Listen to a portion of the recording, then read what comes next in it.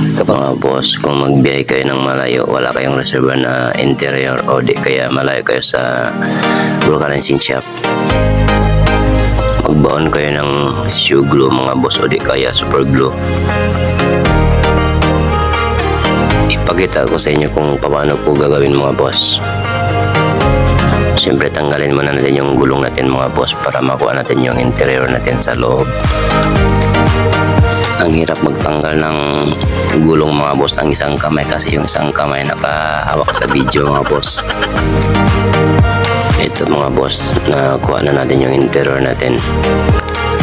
Lagyan natin to ng hangin mga boss. Ito mga boss, nalagyan na natin ng hangin.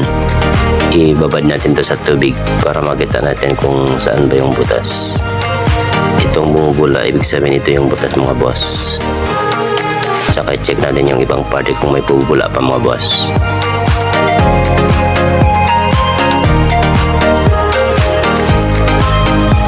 Itong interior ko mga boss, isa lang ang bumubula. Ibig sabihin isa lang ang butas nito mga boss.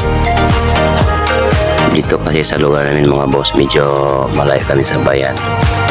At saka walang vulcanizing shop dito sa lugar namin. Kailangan pumunta pa kami ng bayan para magpa-vulcanize ng gulong kung sakaling maplat.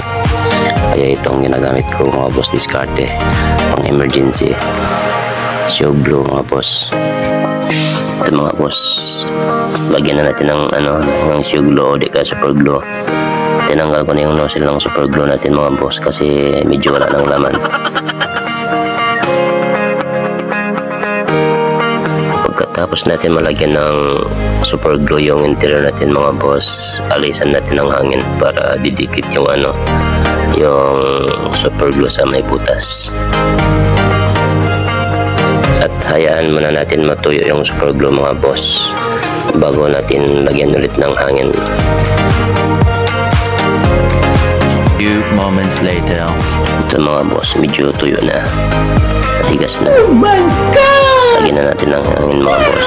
Siyempre, ikabit muna natin itong kanyoto niya mga boss para mapasokan ng hangin. Ito mga boss, nalagyan na natin ng hangin. Ibabal ulit natin sa tubig. Check natin kung bubula ba yung nilagyan natin ng shoe glue.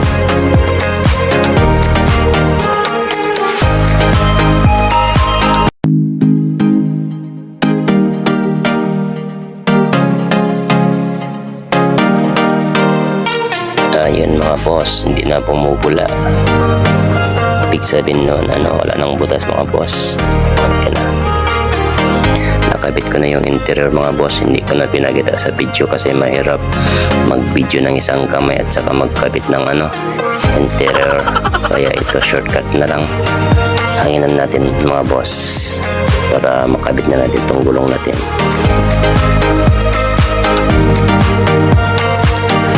Ito mga boss, ayos na. Sana makatulong itong konting kaalaman mga boss.